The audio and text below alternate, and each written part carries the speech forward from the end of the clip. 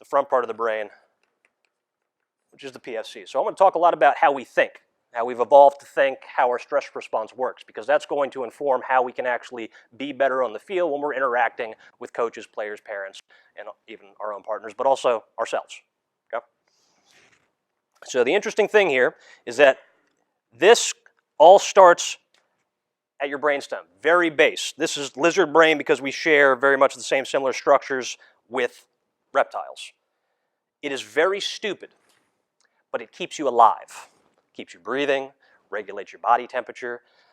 In terms of the stress response, it's the stuff that goes ahead and starts with the adrenals. You're releasing cortisol, epinephrine, norepinephrine, all sorts of stuff into your body that gets you amped up and ready to protect your physical life so that you can in turn pass on your genes to the next generation, right? So you're thinking that this is constantly self-preservation over here. It doesn't really think long-term. Make sense? Cool. Prefrontal cortex. Anybody in here under 25? Okay. Thank you for raising your hands. You all have slightly, compared to the older individuals in the room, deficient brains compared to them.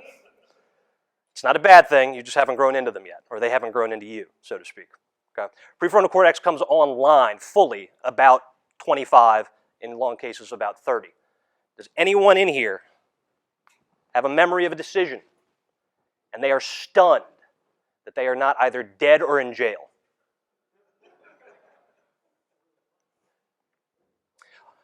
Yeah. Lack of this, or more than one, at least one, certainly, right? Lack of a fully developed prefrontal cortex. You can't anticipate as well. You can't plan long-term as well. You can't think through all the potential consequences of your actions as well. And that's all the players as well. We say they're all 18 to 22, way down here, right?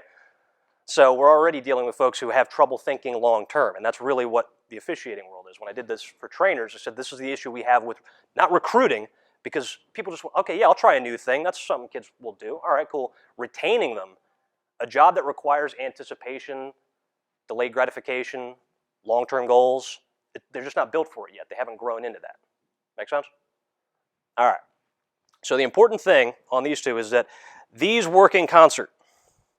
But this one is very, very, very, very strong and powerful. It has to be, right? Our essential life instincts to protect ourselves when we're under threat is the main reason we're all still sitting here in this room. It's important to know we evolved from the victors, those who were successful at reproducing, those who had the best adaptations. Our stress response follows that.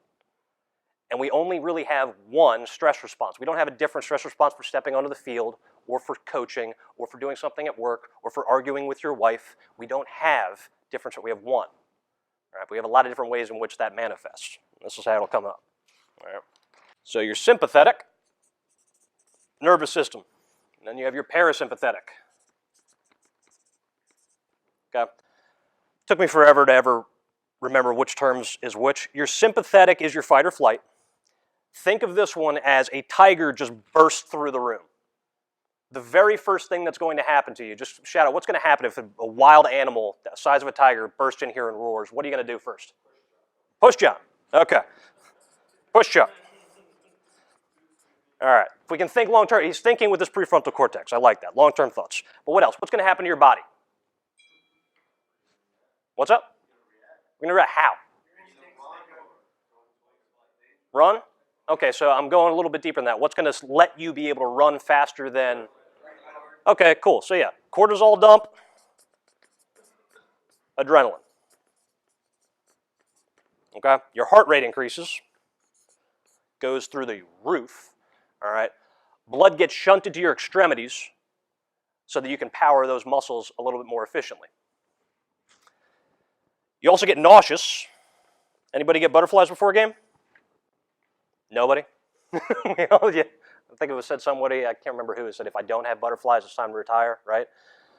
One of the reasons why we have that reaction is this stress response in modern times and how we're dealing with it, right? The reason you have butterflies, when you have some big performance or a stressful event or perceive a stressful event is about to happen, is because your body is trying to excrete waste to make you lighter so you can run away from the threat. Yeah? So It's a natural reaction. And I'll talk you guys through a couple of ways of dealing with that.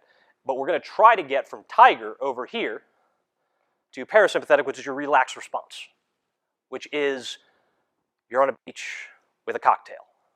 And that is my objective for you guys is in any game is to be able to move you from sympathetic, tiger attack, over to you don't have a care in the world. Doesn't matter. You got a great view, right?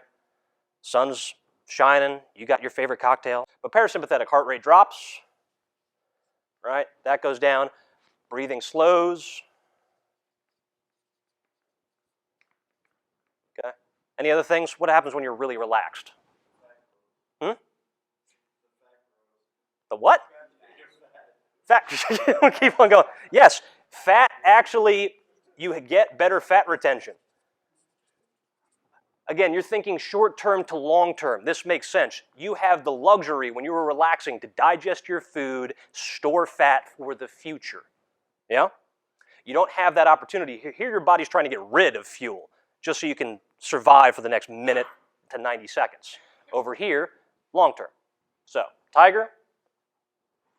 Last little part of my talk today is going to be moving you over to the parasympathetic beach with a cocktail.